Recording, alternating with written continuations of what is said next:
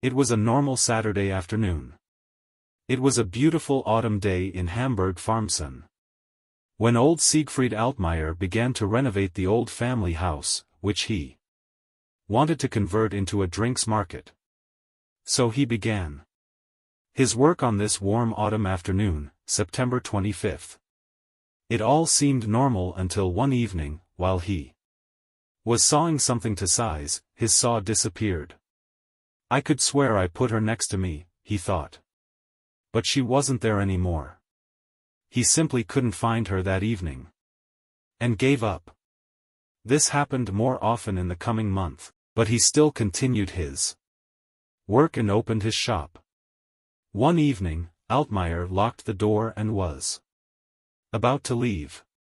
But suddenly the door burst open, wide open, and an icy wind hit him. When he arrived home, he told his wife Anna what had happened, but Anna just said, "Oh, Siegfried, don't go crazy, it's an old house, the castle is probably just worn out." "You're definitely right," replied Siegfried. The next day, Siegfried and his son Emil dragged the crates of drinks from the delivery truck into the house. When he brought a crate of apple juice bottles into the house and went to the delivery truck to get the next one, he couldn't believe his eyes. He didn't just brought this exact box into the house? "Dad, you just imagined it," said Emil when his father asked him about it. "It was probably just a different box." But the strange things didn't stop, on the contrary, they increased. For example, objects that the old man was sure where they were continued to disappear and reappear somewhere else, for example the house telephone. In the toilet water tank. When he was looking for something, Siegfried would sometimes hear an old man's voice, "Where did I leave again?" But there was no one there except old Altmaier. "Why don't you believe me?" Siegfried asked Anna and Emil. "Because that can't be true, Father," replied Emil. "I'm not crazy," said Siegfried. "That, I didn't say that either," said Anna, "but perhaps overworked." "And what do you think I should do?" "I don't have the money to be an employee." "I can help you," said Anna. The next day she came to work and couldn't believe her eyes. She was putting away wine bottles, and when she turned around, there was suddenly an open bottle on the kitchen table, but she was alone. "You see," said Siegfried to his wife, and she nodded. "Now you're both stupid," said Emil. "I'm going there alone tomorrow evening and spending the night there to prove to you that that's far too dangerous." "Emil, I forbid it," the old man said to his son. "Don't be ridiculous, Dad. I'm 20 years old and there's nothing there except a few creaking floorboards." The next day, it was almost 4 p.m. Emil was still not home. His parents called him several times. There was no response. Siegfried and Anna decided to drive to the drinks market. When they arrived, the door was open. "Emil, where are you?" Emil was sitting in a corner crying, with everything around him full of broken glass bottles. Suddenly the door slammed and large, glowing red eyes appeared in the room, which slowly moved towards the three of them. After a while, Emil hadn't been there for days. When he arrived at his training center, his friends and colleagues decided to look for him after days of trying in vain to reach him. So they went to his house. Emil lived alone in a small apartment. But he wasn't there either. His colleagues asked the neighbors if they had seen him recently, but they had not. "Don't worry about your boyfriend, the young man is sometimes with his girlfriend, who only lives a few streets away, but I have her number so I can reach him. I always have to check on the cats when he is with Julianne." I was actually surprised that he was gone for so long. Mr. Schneider ended his information. "Well, young people and their love," he added.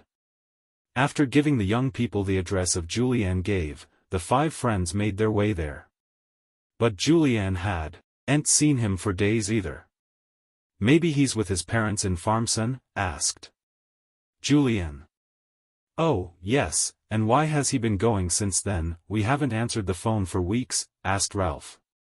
Maybe he's busy? Thomas said. Wait a minute, boys, said Julianne and came out a few minutes later with a jacket. Let's go to his parents' house, he'll definitely be there and he just did.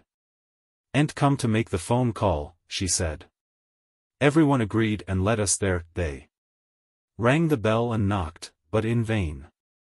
This time too, they decided to question the neighbors, but everyone agreed that they hadn't seen Emil or his parents. Maybe they're on vacation, Janig suspected.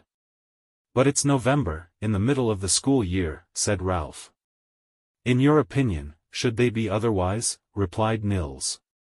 He probably helps his parents in the drinks market, said Julianne. Yes, and they've been living there for weeks and isolating themselves from society?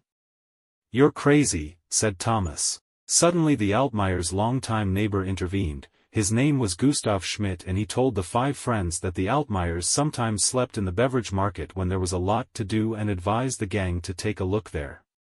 However, after it got dark and they had to go to work or vocational school the next day, they decided to search together. Over the next few days they exchanged contact details with Julianne and made their way home. When he arrived home, Nils' mother Auguste told him about a phone call she had with Inga Backer. Anna. Auguste and Inga had been close friends up until this point. Inga said shocking things. For a few weeks she had been getting calls from unknown sources. Where am I? Where am I? I'm so cold and it's so dark, where am I? But every time Inga asked who was speaking there, the conversation ended. It's been like this since October 31st, the day the Altmaier family was last seen, Inga sobbed. Nils, we have to go to the police. Something's definitely happened, his mother said to the young man. So the next day, Nils and his friends, along with Julianne, Nils' mother and Inga, met and reported their suspicions of a crime committed against the Altmaiers to the police. The officers recorded everything. They first drove to the Altmaiers' house and broke down the door. Hello, this is the police, is anyone here? The officer asked. Wow woo, woo, a voice sounded, a big one. Brown Dog ran into the street until he was almost at the drinks market and a figure came towards the police and the Altmaiers' friends. Where am I? Where am I? I'm so cold, and it's so dark. Where am I? Anna, is it you? Cried Inga happily, but she only repeated her wails and was admitted to the psychiatric ward because she seemed confused. As a man she wanted to question her, but she had disappeared. To this day there is no trace of Emil and his father.